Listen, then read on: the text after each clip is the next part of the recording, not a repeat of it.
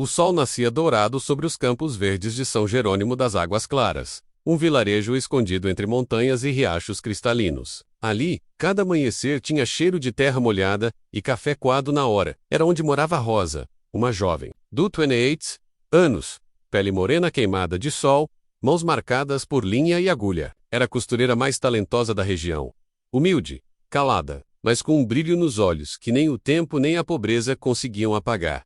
Rosa morava com a avó, Dona Almarinda, mulher forte e de fé inquebrantável, que criou a neta com histórias de coragem e orações ao pé da cama. A vida das duas era simples, mas digna. Rosa sonhava, em silêncio, com um amor verdadeiro. Um amor que a tirasse da solidão e a fizesse sentir que também era merecedora de felicidade. Foi numa tarde de feira que ela viu pela primeira vez Otávio Montenegro, o dono da maior fazenda da região, a Fazenda Boa Esperança, Eldestiedo. Cavalo com uma postura que misturava arrogância e charme, alto, olhos verdes e um ar de mistério.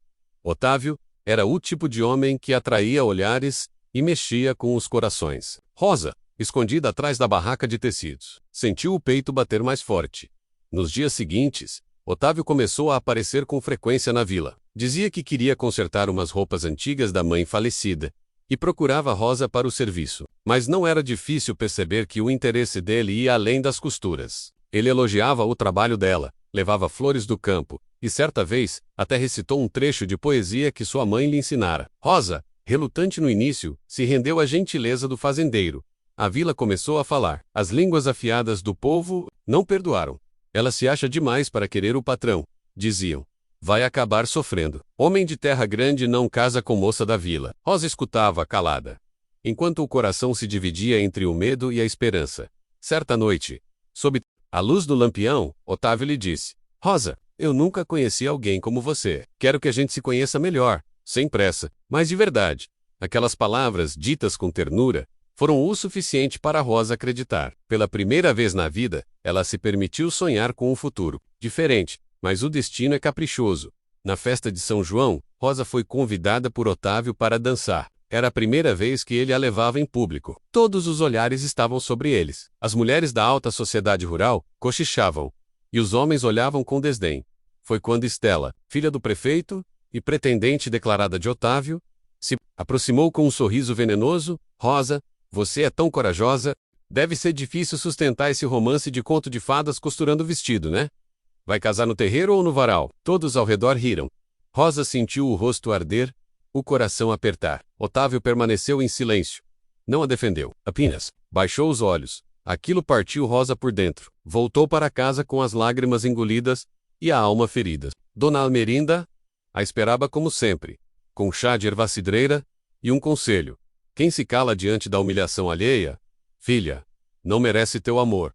Nos dias seguintes, Otávio sumiu. Nenhum bilhete, nenhuma explicação.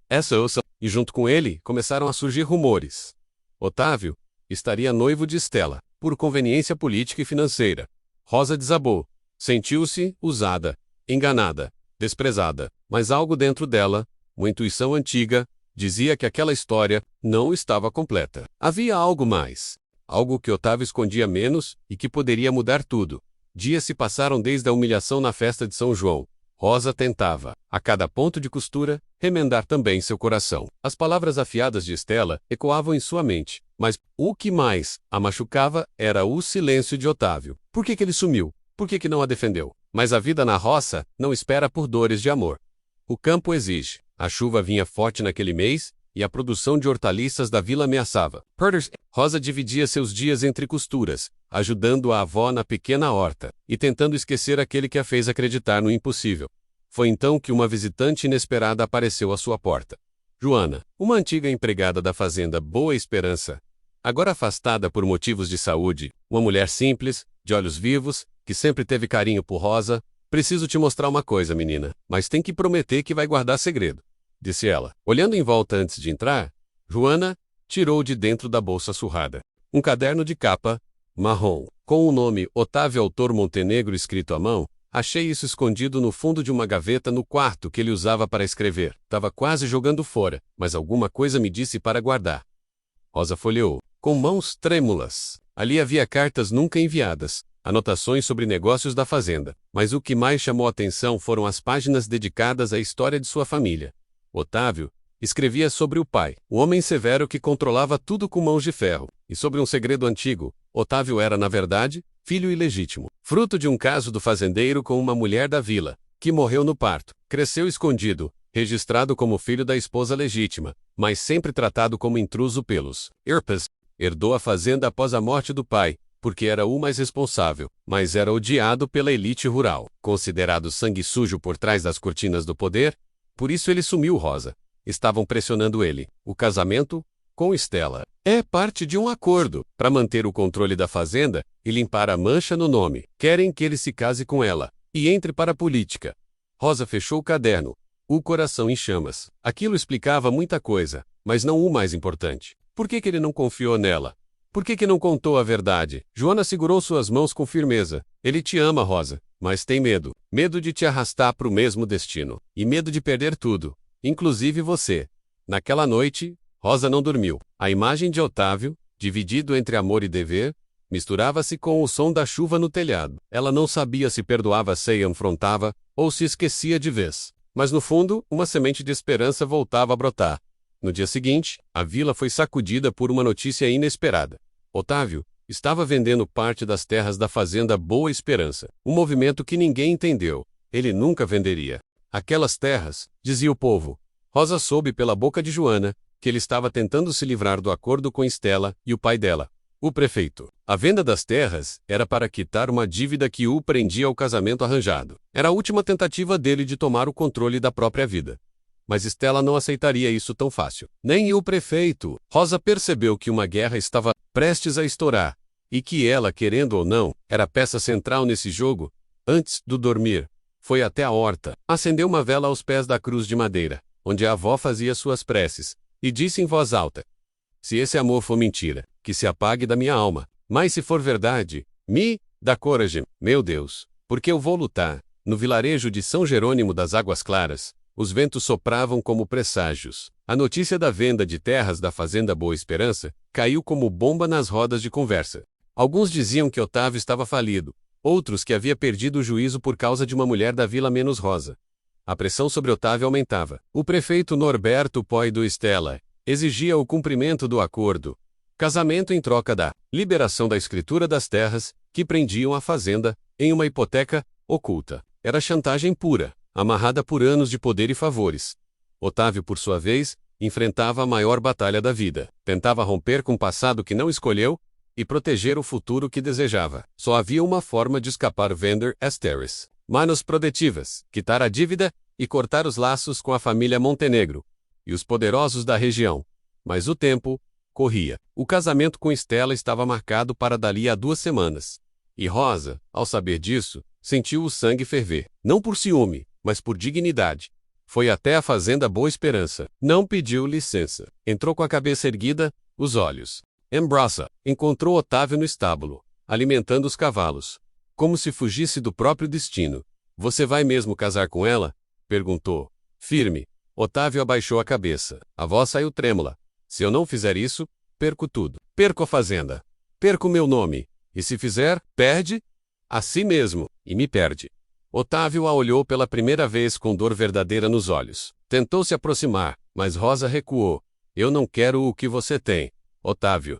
Nunca quis. Esquire, Evertate. E se você não é homem para enfrentar isso, então merece mesmo a prisão de um casamento sem amor. Ela saiu deixando o cheiro da sua coragem no ar. Naquela mesma noite, Estela armou sua última cartada. Sabendo do envolvimento de Otávio com Rosa, foi até a casa de Dona Almerinda. Fingindo gentileza, levou um presente de noivado. Uma caixa com tecidos caros e palavras afiadas. É um mimo para a senhora, já que sua neta parece gostar tanto de se meter onde não é chamada.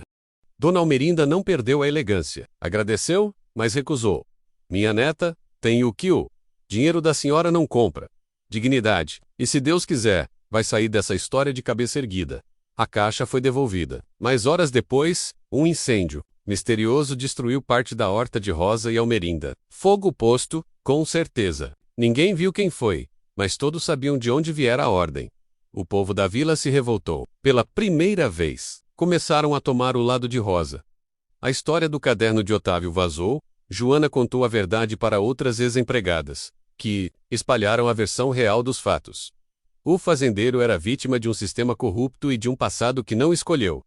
Na manhã seguinte, Otávio apareceu na vila, diante da igreja, e fez algo inesperado. Subiu na carroça usada como palanque e, diante de todos, falou em voz alta: "Eu sou filho bastardo, não sou sangue puro, nem criado em berço de ouro. Minha mãe foi esquecida por essa mesma elite que hoje me cobra lealdade. Estou vendo parte das terras não por fraqueza, mas por liberdade. E não vou me casar por obrigação."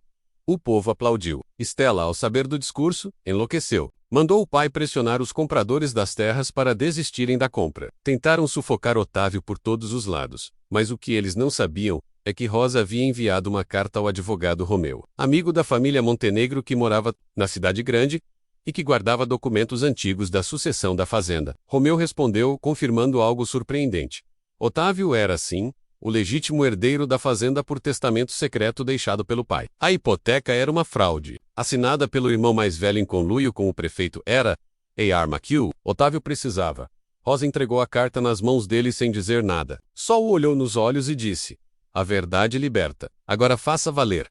Na noite seguinte, Otávio foi até a casa do prefeito com um oficial de justiça e Romeu a tiracolo. Estela presenciou a humilhação do pai, ao ver o acordo desfeito, o testamento apresentado e a hipoteca anulada. Pela primeira vez, os Montenegro estavam livres da chantagem, e Otávio também, mas ainda havia um passo a dar. O mais difícil, o mais verdadeiro. O povoado de São Jerônimo acordou diferente naquela manhã. O céu, antes cinzento pelos dias de tensão, clareava com o primeiro raio de sol. As galinhas ciscavam alegres no terreiro, os sinos da igreja repicavam, mais firmes, e o burburinho nas ruas tinha outro tom: esperança. Otávio, com os documentos em mãos e a alma lavada pela verdade, sentia-se pela primeira vez dono do próprio destino. A chantagem fora desfeita, a hipoteca anulada, e os Montenegros sabiam agora que o bastardo tinha nome, honra e direito de herança, mas para ele, nada disso teria valor sem Rosa. A última vez que a viu, ela havia-lhe entregado o testamento, sem um sorriso, sem mágoa, apenas com dignidade. Otávio entendeu ali que o amor dela era verdadeiro, não por terras, títulos ou promessas. Rosa queria apenas ser respeitada, e ele sabia o que tinha de fazer. Convocou os moradores da vila para uma reunião em frente à igreja. Não era festa, nem comício, apenas um momento de verdade. Rosa foi a última a chegar, acompanhada de Dona Almerinda, que segurava seu braço com o orgulho de quem vê a semente da coragem florescer. Otávio estava de pé no meio da praça, usando a mesma camisa de algodão de quando se conheceram. Nada de luxo, só a alma exposta. "Rosa, minha Rosa", começou ele, com a voz firme, "não vim aqui falar de fazenda, de títulos ou de herança. Vim falar de amor, e do quanto errei em me calar quando mais devia falar." O povo silenciou. As mulheres, de lenço na cabeça e olhos marejados, já sabiam que aquele era um momento raro. "Você me ensinou que a verdade vale mais que qualquer terra, e que homem de verdade é aquele que enfrenta, não aquele que foge. Eu quero dividir a vida com você, com suas costuras, seus silencios e sua força." E então, ele ajoelhou-se, tirou do bolso um anel simples, de prata envelhecida, que pertencera à mãe dele, menos a verdadeira mãe, a mulher da vila que ele nunca conheceu, mas que agora fazia sentido dentro de si. "Rosa, você aceita se casar comigo?" O coração da moça quase saiu pela boca. Ela não esperava aquilo. Ainda doía, ainda ardia, mas dentro dela, algo dizia que aquele homem diante de si não era mais o mesmo. Rosa respirou fundo, caminhou até ele, pegou o anel e respondeu: "Eu aceito, com uma condição." Otávio arregalou os olhos: "Que a gente construa juntos, que não haja mais segredos, que você me olhe como igual, não como mulher da vila, nem como costureira, mas como mulher que caminha ao seu lado." Otávio sorriu, com lágrimas escorrendo, levantou-se e a abraçou. Um abraço que pareceu durar anos. Os sinos repicaram novamente, agora como anúncio de algo novo. O povo aplaudiu. Alguns choraram. Dona Almerinda, em silêncio, olhou para o céu e sussurrou uma prece de gratidão. Mas a história ainda não estava completa. Na semana seguinte, enquanto organizavam o casamento simples, Rosa descobriu algo mais entre as páginas do velho caderno de Otávio. Uma anotação misteriosa, rabiscada no rodapé de uma página antiga: "Se algo me acontecer, procure no fundo do velho celeiro. Ali escondi o que nunca consegui entregar." Era uma frase escrita pelo pai de Otávio, meses antes de morrer. Uma pista? Rosa, inquieta, chamou Otávio, e foram juntos até o antigo celeiro da fazenda, abandonado há anos. Entre tabus, padres e palha seca escavaram sob o piso de madeira e encontraram uma caixa de ferro. Ao abri-la, viram cartas, fotografias antigas e um segundo testamento, mais recente, feito em segredo. Nele, o velho Montenegro deixava instruções claras. A outra metade da fazenda deveria ser doada para os trabalhadores locais, formando pequenas propriedades familiares. Otávio ficou em choque. Era a última vontade do pai, escrita com arrependimento e desejo de redenção.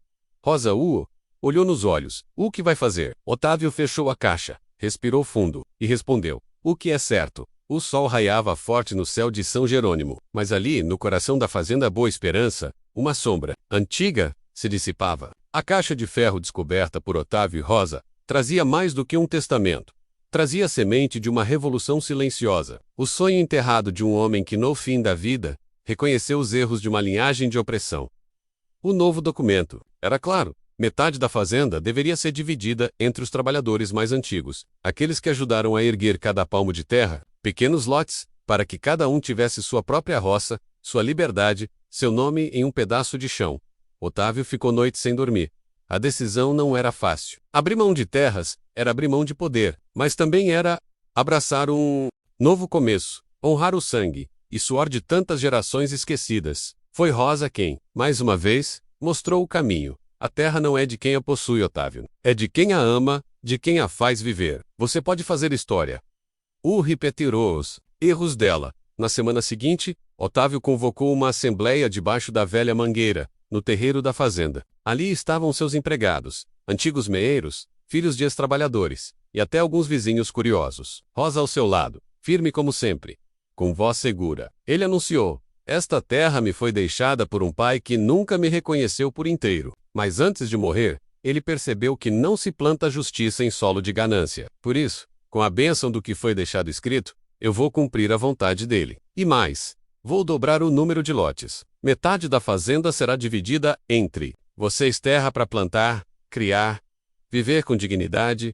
Um silêncio tomou conta do lugar, até que seu Manuel, vaqueiro de cabelos brancos e mãos calejadas, ajoelhou no chão e chorou. Depois dele, Dona Mariana, que criara os filhos vendendo leite para a cidade, levantou os braços para o céu. A emoção explodiu. Abraços, lágrimas, promessas de recomeço. Mas nem todos estavam contentes. Os irmãos de Otávio, que haviam sido silenciados pela herança legal, viram naquilo uma afronta. Tentaram barrar o processo com a ajuda de advogados da capital. Elcram, falsidade, instabilidade mental. Influência de Rosa, menos como se uma mulher simples não pudesse ter opinião própria. Mas Rosa, agora noiva de Otávio, e respeitada pela vila, não se calou. Com a ajuda do advogado Romeu, organizaram os papéis, autenticaram tudo, criaram uma associação comunitária com os trabalhadores, cada pedaço de terra foi legalmente transferido. O projeto foi batizado de Raízes Livres. O casamento, marcado para o domingo seguinte, se transformou em celebração coletiva. Na capela, Rosa entrou de braços dados com Dona Almerinda, vestida de branco, simples e linda como o campo. Em flor, Otávio a esperava com olhos marejados e alma lavada. Não houve luxo, nem convites dourados, mas havia violas, fogueira, pamonha e alegria que não cabia no peito. Gente da vila, da roça, da cidade vizinha menos, todos celebrando algo que ia além do amor, a esperança de um novo tempo. Durante a dança, Joana sussurrou no ouvido de Rosa: você não foi só amada, você transformou. Não é todo dia que uma costureira ensina um fazendeiro a remendar a própria alma. Rosa sorriu. E Otávio, agora não mais senhor da fazenda, mas guardião de um novo modelo de vida, a puxou para perto. Eles dançaram, sob as estrelas, enquanto o povo cantava: quem planta justiça, colhe amor.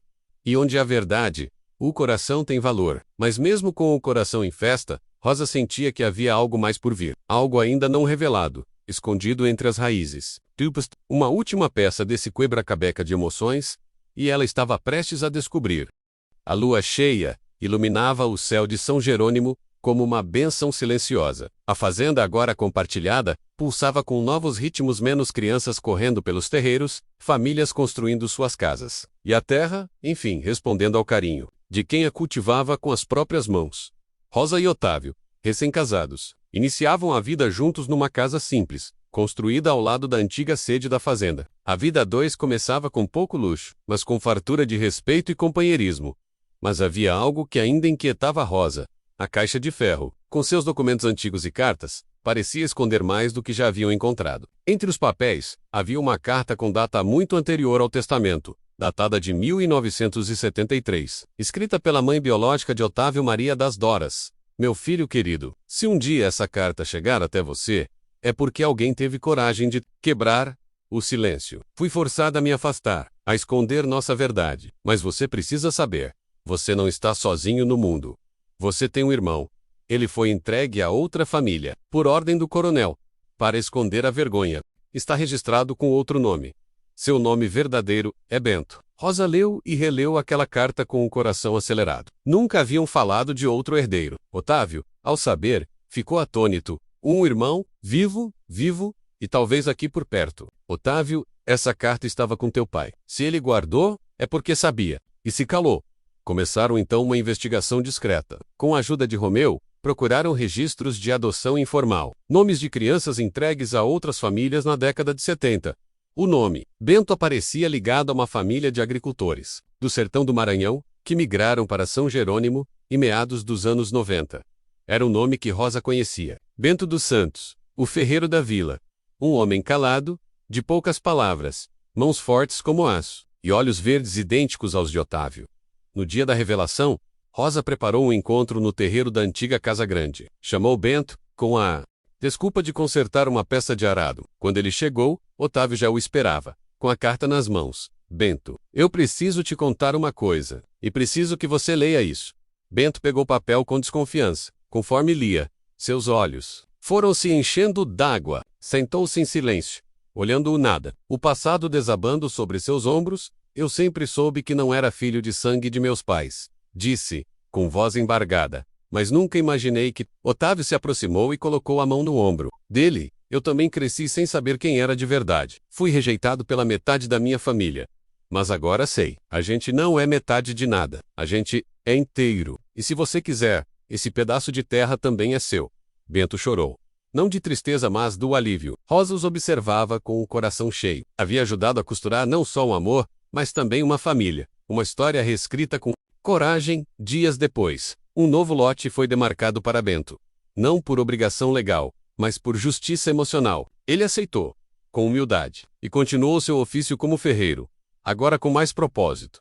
Otávio e Rosa abriram uma escola comunitária na antiga Casa Grande. Ali ensinaram leitura, escrita, contabilidade rural, técnicas de plantio. A ideia era simples. Quem cuida da terra precisa também cuidar do saber, Dona Almarinda. Já com idade avançada, dizia em suas orações que essa terra nunca mais tenha dono. Sou que dadores a história de Rosa. A costureira que amou um fazendeiro e transformou um império em esperança, virou lenda contada nas noites frias, ao redor da fogueira. E quando alguém perguntava se era verdade, as crianças da vila respondiam: "E Sam, tá tudo ali", costurado nas palavras do vento e no cheiro do café fresco. E assim, entre costras, raízes e revelações, Rosa e Otávio viveram a vida inteira, não como patrão e esposa, mas como dois sonhadores que ousaram desafiar.